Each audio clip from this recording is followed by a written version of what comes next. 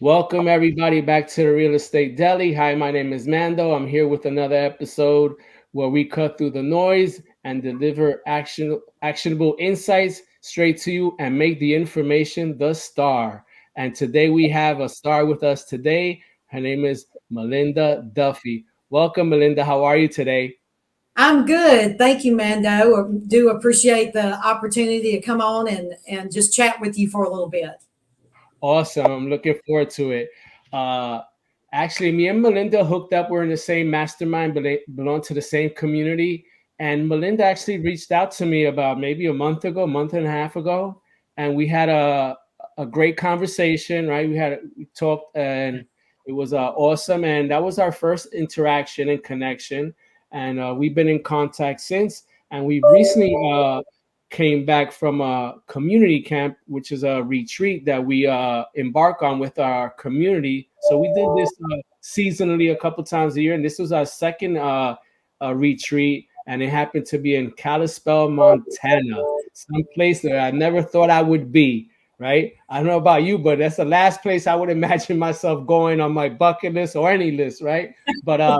it was a right, but it was an awesome experience, right? It's a chance to visit another piece of the earth, I call it, right? And Yes. and we were able to reconnect there. Actually, I was coming out of the water, and I was kind of drying up, and Melinda actually recognized me, which was awesome. And she came right up to me and reintroduced herself. And she was with a couple of her friends, partners, and we hit it off again. And we said, let's stay connected. And again, here we are. So, Yes. Melinda, yeah. So, tell us about yourself, Melinda. Well, that was a lot of fun. Right. I have been a TC for about a year and a half. That's just the most recent. Done over 150 PML closings. Deal structuring, of course, is part of that. Prior to that, the I had been doing a lot of doing some masterminds, kind of getting back into real estate because I'm a Mississippi native. You probably can't tell it by my accent, of course, Okay. but I am a Mississippi native, and I'm currently living in North Carolina to be closer to aging parents that are having some issues. So, but back in Mississippi, 13 years ago, I had gotten into some real estate. I had wholesaled some properties. Was starting to go in that direction at that time. I was a full-time personal trainer, um, and I had done a lot of training and networking with people. I had friends that were realtors, investors, home inspectors, all that kind of stuff. And so real estate was one of those things I was like, yeah, I really would like to, dive in a little bit more. So I did, but life happens, and I was doing what I was doing at the time that was paying me. Divorce happens. It's just part of life.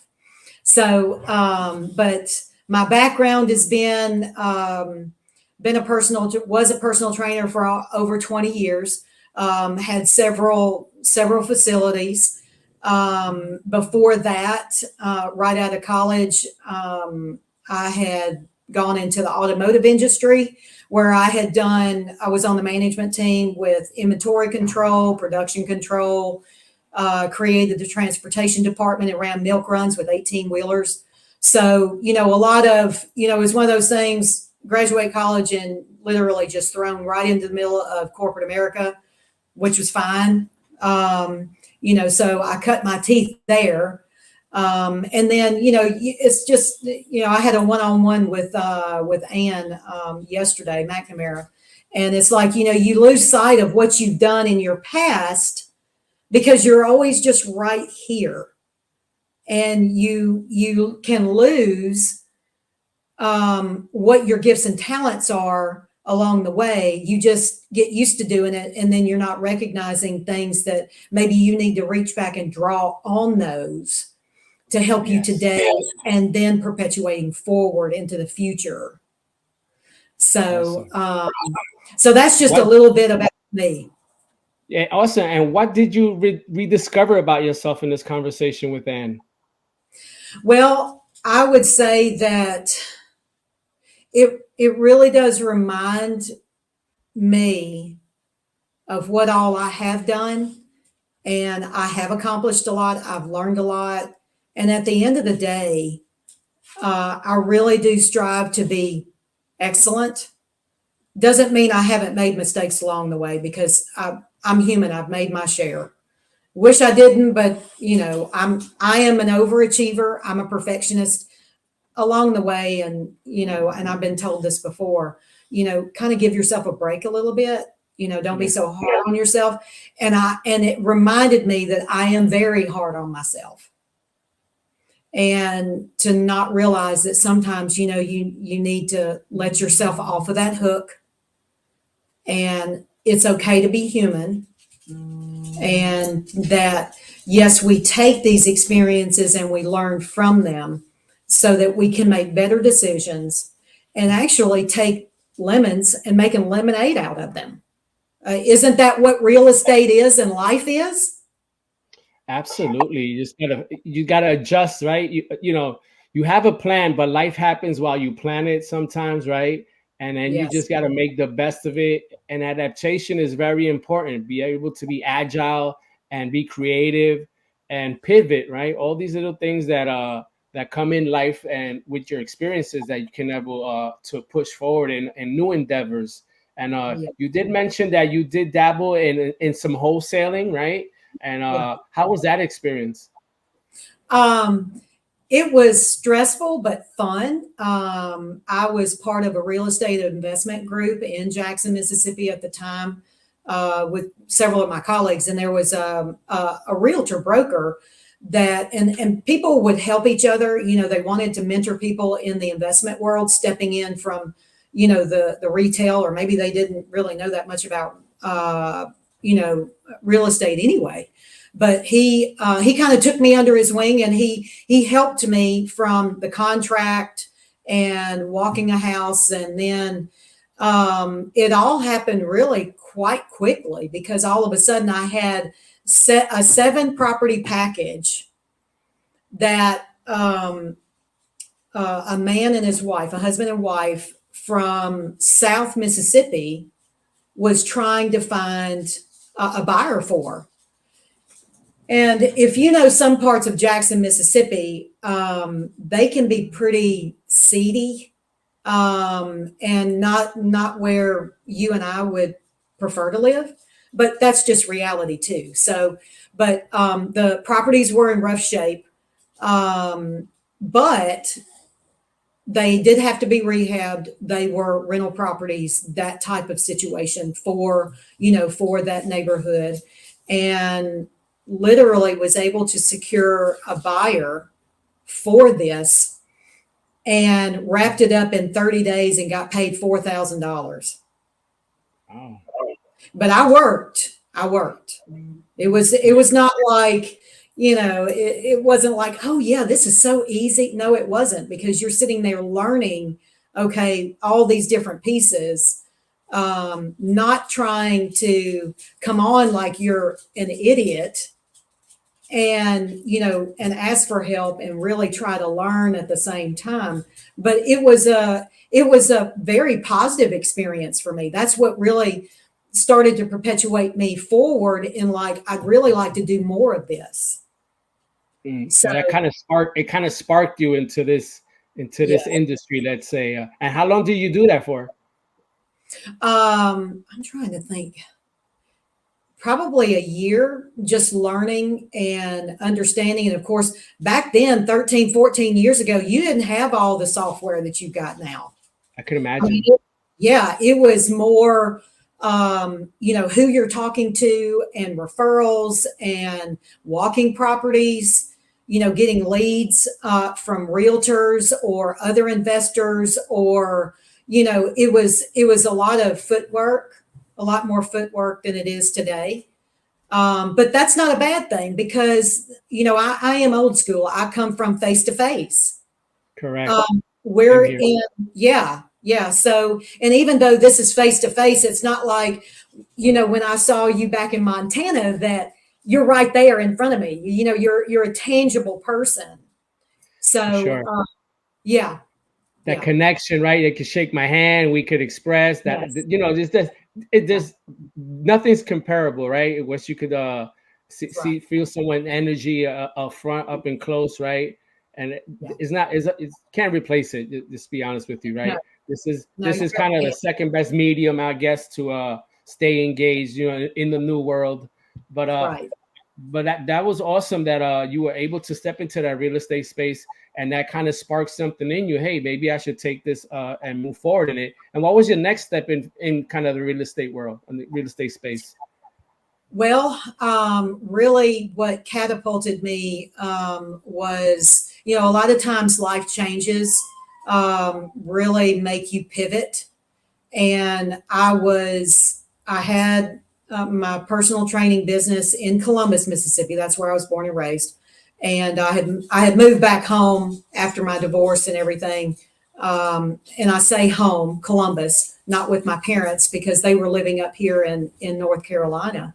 But um, but then when I was seeing my parents decline, and knowing that my dad, he's going to be 89 in a few weeks, um, Wow. I was seeing the the struggles that they were having, and my stepsister, my stepbrother, and I were like, we're all Mississippi, Alabama, Tennessee, and they're up here, 8 hours away.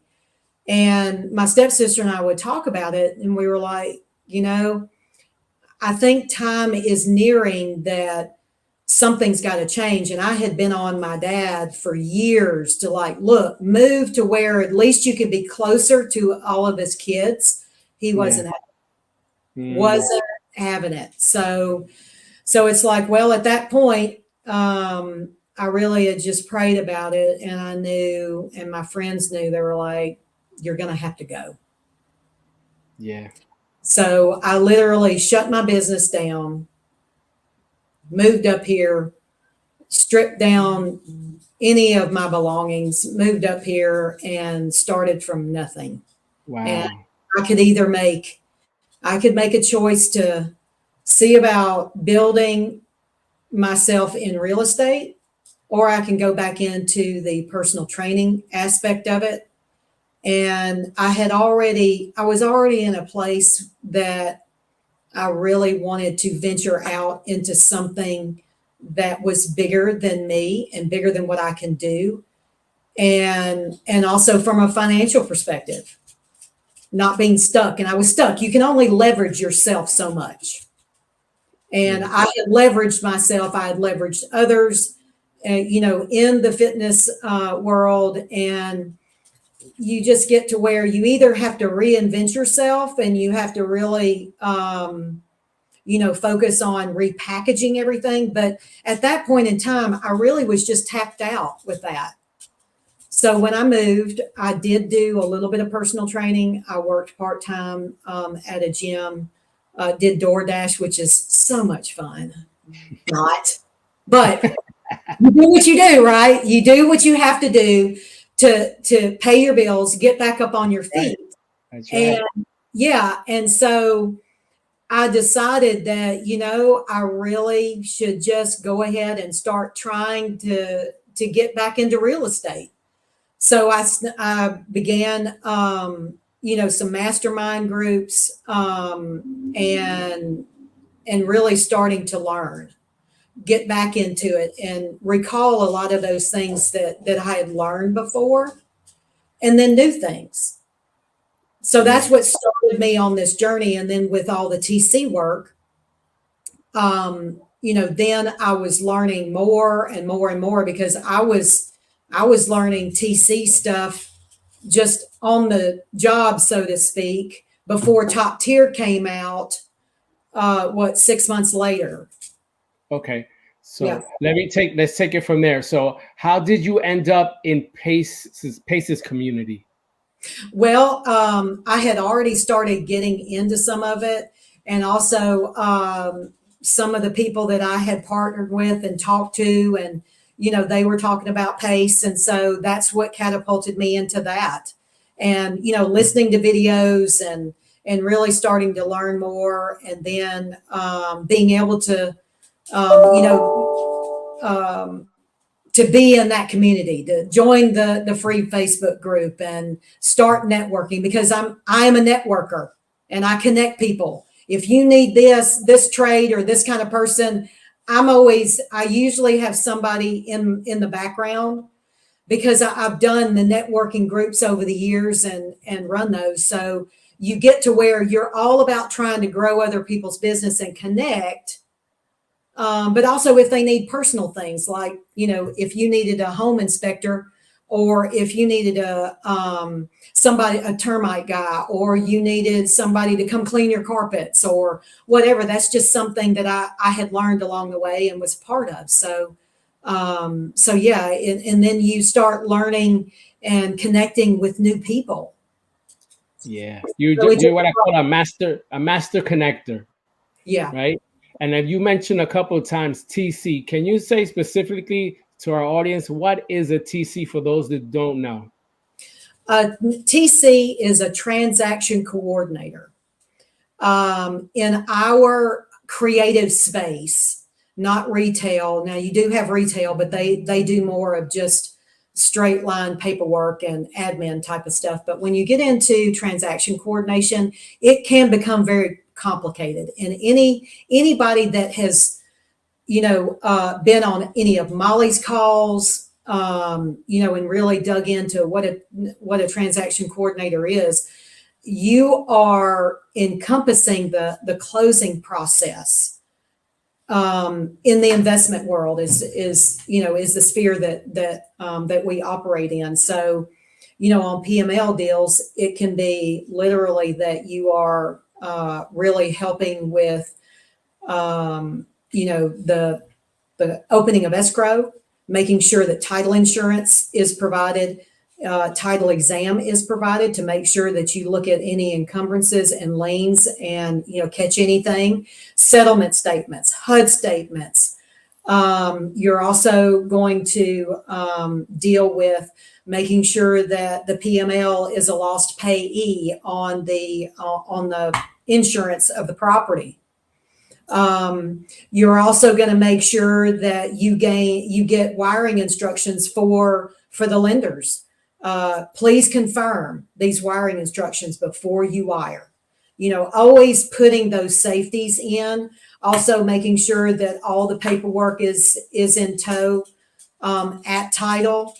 That, you know, you've got a promissory note, you've got a deed, a mortgage, or a security deed, depending upon the state and what their security is. Making sure that the JV agreements are executed and the lender and borrowers agree on everything, that you know, you're those secondary eyes for all of that, because it is a deal between the lender and the borrower, you know, the capital investor and the borrower. So all of those terms need to be tight.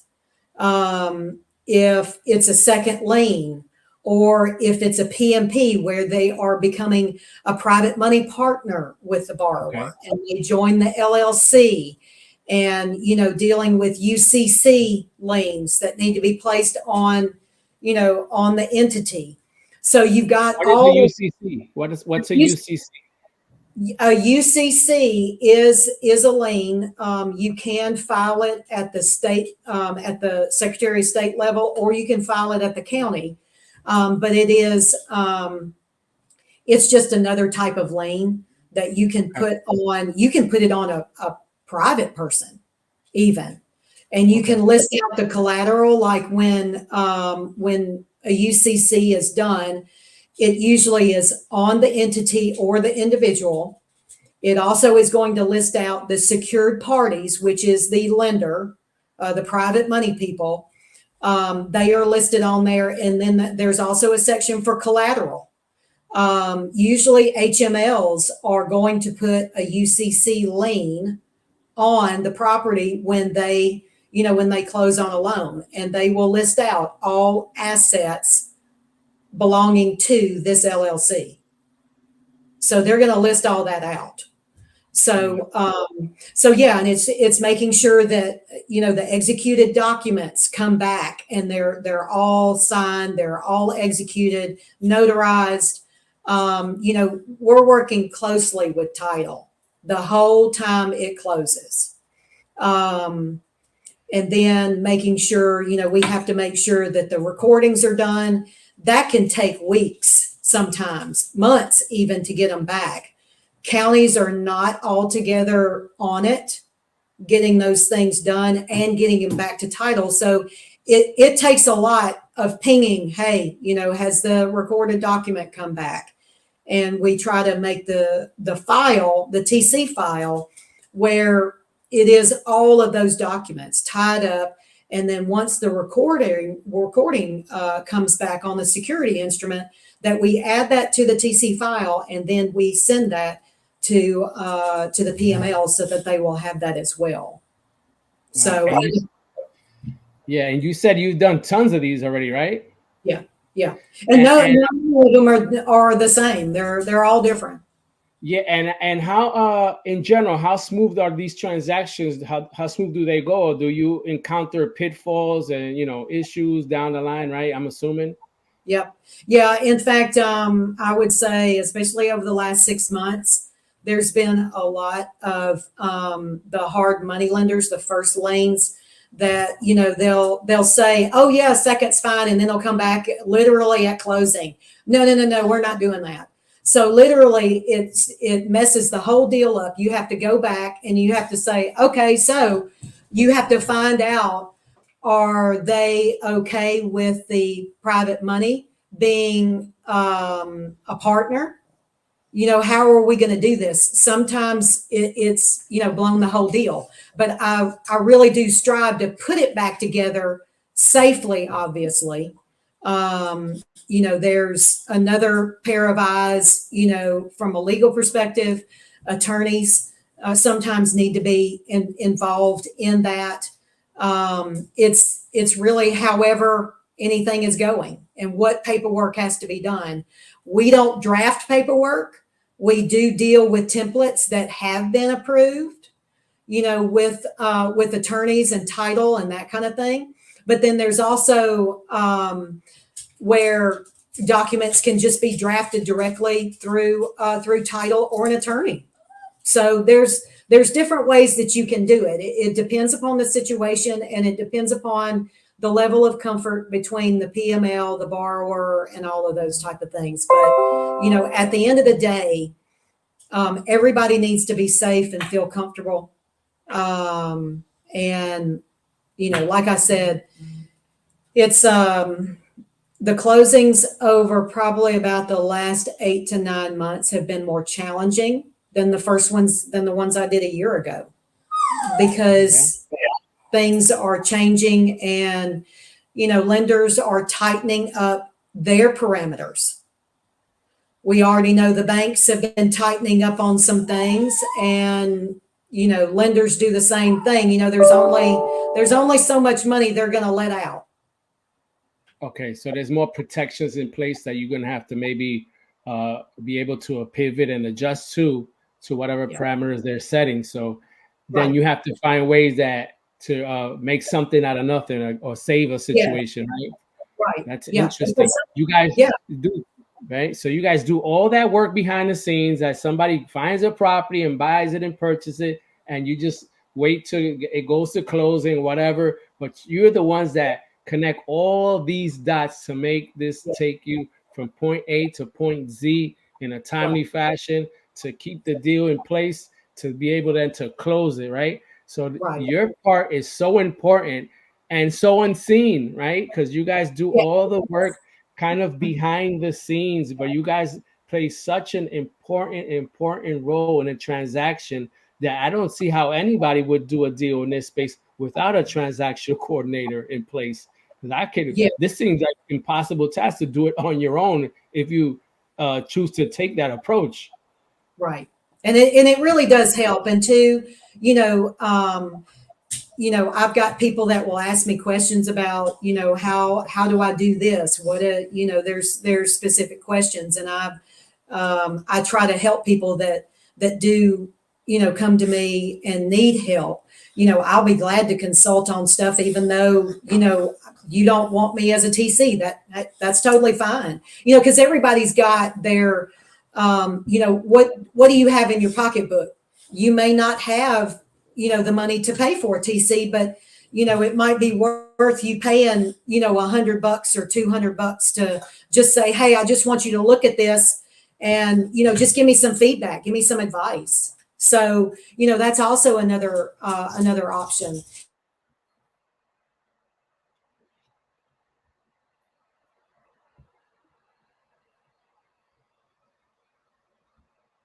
If I'll find out. Yeah, I will go ask people myself. it's crazy. So what are your aspirations? What do you want to do with this business? Are you expanding, or are you bringing people aboard, or what are you trying to do with this business? Well, I have got my little pug Louie that is literally, he's wearing me out to get in my lap. You So want some TV time? he does. And so my apologies that I'm a No, little distracted. no, this is how real life works. He wants some TV. You got to show him off. You got to give him some time up there. I We love know it. he's used to, I'm usually taking the front part of the chair and he's usually taking the back part of the chair, and he's sleeping while I do all the work. Oh, so now he's acting up. He's like, what's going on? What's changed? Yes. Yes. No, you can't get up here right now. Go get your baby. He wants some airtime. He does. He wants some airtime. So, well, I mean, I've got, and I'll back up, when it comes to the Mount Everest, I am really looking at what do I want to do past TC work. Again, and can you tell us why you're Mount Everest? So a Mount Everest in our community is something bigger than you that you want to accomplish, right? And it can take a lifetime, it can take however long, but it's something that you want to reach for, and then you want to reverse engineer how you're going to get there. So go ahead, Melinda, explain how you what's your Mount Everest. Yeah, well, my Mount Everest, I want to be able to definitely do projects that are bigger than me, bigger than being a TC. Not that I don't draw on those experiences, because we all need to use what's in our hand and what we've accumulated over our lifetime that actually can, perpetuate us forward. Learning about RV parks and being able to partner with people on those, mobile home parks. Also, being able to do like land developments, small and even, scaling. Those things I do have an interest in, and it is in my Mount Everest, but I am having to figure out the reverse engineering of that. And really, like Ann was telling me, to become more focused. So, she gave me a wonderful challenge, to over the next 3 weeks, really look at that and really become very aware of those things that are like, yes, that's it. This is it. Those things that really resonate with you and make you, light you up. Correct. Yeah. I want to expound on that. Are you? I have a whiteboard. Do you have a whiteboard, or do you write down your stuff? Because it's hard to keep all these visions in your head It and be is. able to regurgitate them to see exactly where you want to go and what you want to do. So Yes. that's why I mention it. If because I envision something, I write it down or put on my whiteboard just to give you more focus, right? To align you more where you can actually see something, a target, and follow, right? So I just Yes. want to know if you. So you're actually doing that, which is awesome, right? Yep. Uh, Yep. so that's great. Let's get into here our last segment. It's something I call what makes you a hero, right? The makings of a hero. What is it that you're impacting or you want to impact in your community, your life, your church, whatever it is that you want to make a difference at? I think at the heart of everything that I do, I want to be able to build wealth because I want to be able to help people. I want to be able to help them stand their businesses up, whether it's helping from a financial perspective or just what I know and the skills and talents that I have.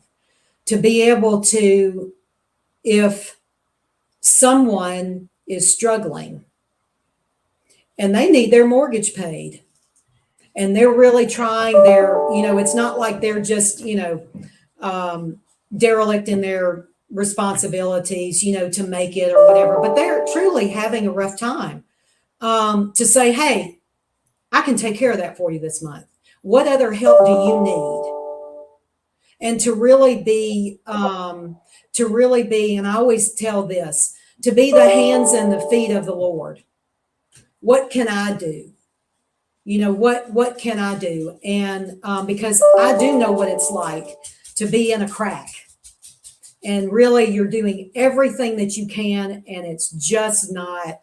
You're like this, trying to make the ends meet, and I've been there, and I've had people that have said, hey, what do you need? And not wanting to do that, because I've always been the one to give up myself to other people. But then, the Lord, a lot of times you wind up in a situation where he has to teach you to receive. And I was put in that position to where I had to receive from others. And it was hard. But at the end of the day, what does that do for us? All of a sudden, we have a bigger compassion for other people, don't we? That's right. And then we understand how we can help other people because we've been through stuff. There's nothing more powerful than our own experiences to be able to turn around and help other people. That's awesome. Melinda, thank you so much for sharing your life experiences, your journey with us, right? We look forward to seeing where you're headed and how far you can take your aspirations. And again, all the best to you and yours. Again, thank you for joining us, and we'll talk to you soon again. Thank you so much, Mando. It was a pleasure and a privilege to be here and talk with you. Awesome. Do you have any social media sites that you want to promote, your handles of anything? Actually, I have been derelict in my duty on that. You can find me on Facebook. You can actually find me on Instagram. It's not a special handle or anything. It's my name. But that's one of those things on my list I've got to get done, but just it's time. We'll get to it. The time is now. To it, I promise. I'm going to get to it because I know pace is like, you got to get this done. You got to get this done. And it's like, yes. We'll do it. We'll do it. Yeah. I'll help you out. All right. Thank you again, Melinda. Thank you so much. See you soon. Okay. All right. Bye.